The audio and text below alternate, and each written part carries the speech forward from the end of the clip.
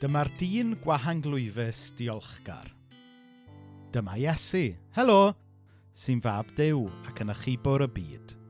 Gwnaeth Iesu lawer o bethau anhygoel tra roedd ar y ddaear. Mae'n wir.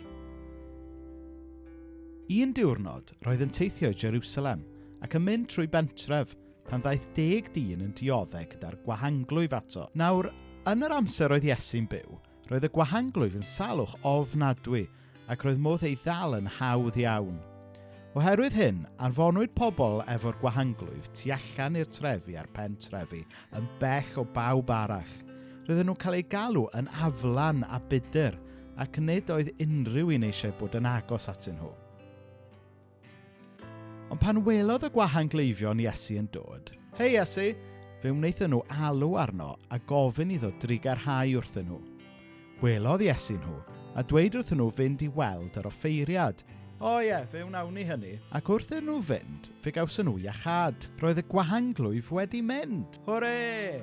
Pan sylweddolodd un o'r dynion ei fod wedi cael ei iachau, daeth yn ôl at Iesu yn gweiddi, "Molwch Dduw, o ie, molwch Dduw."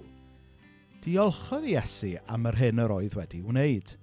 Ond gofynnodd Iesu, "O'n i wnes i wella 10 dyn? Ble mae'r 9 dyn arall?